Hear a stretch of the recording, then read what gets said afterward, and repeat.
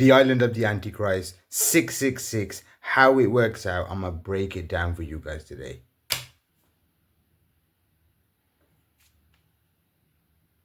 This is a lecture originally given by Sheikh Imran Husni. You man can Google him, YouTube him. It's about a story of a guy called Tamim al-Dari. Now, this guy wasn't a Muslim. He was around in the Prophet's times, yeah? So what happened was this guy approached the Prophet. Before he even told the story, the Prophet gathered everyone around because he was told this guy's story you might need to listen to. Anyway, his story goes that he got on a boat or a ship, whatever you want to call it, from the Arabian Peninsula. If you man don't know what this is Europe here, yeah? That's UK, Ireland, whatever, France, Spain, Africa, even though it's tiny on the map. I drew it like the white man draws it. Saudi Arabia. So he got on a ship from the Arabian Peninsula, which is here somewhere. He goes, we got caught in a storm. And in that storm for 30 days, we got battered left, right, center. Yeah? He goes, at the end of it, he goes, we ended up at an island. Now, an island is obviously anything surrounded by water. Yeah? He goes, we ended up at an island. He goes, at that island, we were approached by a figure. Human-like figure. Long hair. And he said, there's somebody that wants to meet you guys. Or I want to take you guys to meet somebody. Listen, I'm going to paraphrase this. I'm not 100%, but I'm just going to go with it. And you guys can go and correct me in the comments below. So anyway, they arrived at the island, approached by a dude. He goes, there's somebody that wants to meet you guys. He goes, we followed him and we've ended up at a monastery. A monastery would be like a place of worship, something like that. Anyway, he goes in there, there's a guy and he's tied up, massive 7-8 foot, huge guy, tied up. He's chained up like he's a prisoner. And he goes, I got a couple of questions I want to ask you guys. Obviously, I'm still paraphrasing. I'm running through the story. He's asked him a series of questions. Do dates still grow in some valley in Jordan? Is there still water in the Sea of Galilee? Yes, they are. He goes, has a guy that claiming to be the final prophet turned up? They go, yes, he has. Yeah. So this guy then looks at him and he said, my time, I'm the Antichrist. I'm the Dajjal. He goes, my time's gonna come when no more dates are grown in that valley. He goes, when the water of the Sea of Galilee dries up. And if you look right now, there's no more dates that grow in Jordan. And that water, the Sea of Galilee, is basically a pond. Yeah, you man can Google that. It started off as a sea, now it's a pond. Yeah, so them are the kind of questions they asked, and they've obviously answered.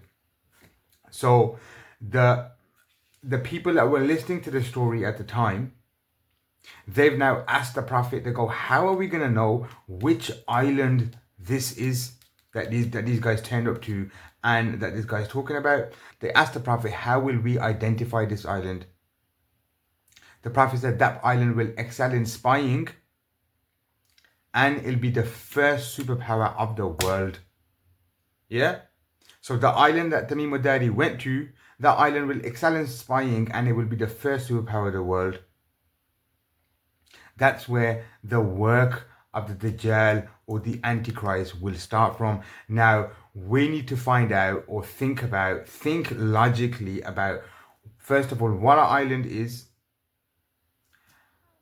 Which of them island is roughly 30 days travel from the Arabian Peninsula? And main things is which island excelled in spying first and was the ruling superpower of the world. And there's only one explanation. Think about it. Roughly 30 days travel. Excels in spying. When you think of James Bond, when you think of spying, espionage, these guys were the daddies and probably still are. And we all know who the first world superpower was. I mean, the sun did not set on the British Empire. But what does all of this mean? Because when the Antichrist does come, it's an era. Before he comes as a human in his flesh, it'll be an era. Because certain things need to happen. Islamically, we've been told his first day will be like a year. His second day will be like a month. His third day will be like a week. And the remaining days will be like mine and your days. Yeah? So you're going to stay with me here. Stay with me. Stay with me. First day like a year, second day like a month, third day like a week, final days like mine and your days. Islamically, on a day of judgment, it's going to be 1,000 year for a year, or a day, sorry. A day is going to be 1,000 years. Yeah? So if a day like a year is 1,000, then a day like a month is going to be 100, and a day like a week will be 10. Follow me. You might need to stay with me. Understand what's going on. Let's do it the Christian version. See that little cross there? I don't know if you guys can clock it. Day one like a year. Yeah? 600 years, let's call it. Yeah? 600 years. Britain was the superpower of the world. Yes or no? First 600 years, Britain was a superpower. What happened at the end of World War II? America had to come and bail their ass. So what happens when you're the superpower of the world and someone comes and bails your ass out? You become the superpower of the world. That's the second 60. One day like a month, 60. One day like a year, 600. One day like a month, 60. One day like a week, 6. You getting me? 666, 666. So what's going to happen now is, it's almost been just over 60 years. Yeah? How long has it been since the war? Yeah, about 60 years. America is financially crumbling. That's why they're holding on to the petrodollar. That's why the Strait of Hormuz is so important for them, because the dollar is linked to the petrol, not to real gold currency. Different topic, different video. Anyway, they're going to get bailed out by who? We say Jerusalem, but really it's the Zionist system that have moved the capital to Jerusalem, because the Antichrist cannot come in his human form until Jerusalem is the ruling state of the world. So Britain got bailed out with military might. America's going to get bailed out by financial might. You need to understand this. This is where the 666 comes from. Why do you think it's the number of the devil? Yeah, I've broken it down for you guys there and there. So 30 days from the Arabian Peninsula, tick. Excelled in spying, tick. First superpower of the world, tick. So you guys need to understand that these are phases, yeah, of the Antichrist era, because certain things need to happen, and one of the things is Jerusalem needs to be the ruling state of the world. That's what all of this has been about. That's what the Zionism movement is about. That's what they want to do. They need Jerusalem and Israel to be the ruling state of the world. They need to get their greater Israel, because day 2 is about to end and day 3 is about to begin, because this was day 1, people. This is day 2. We are living in day 2 now. Well, in fact, it's nighttime. It's nighttime in day 2, mate. It's very close to day 3 beginning.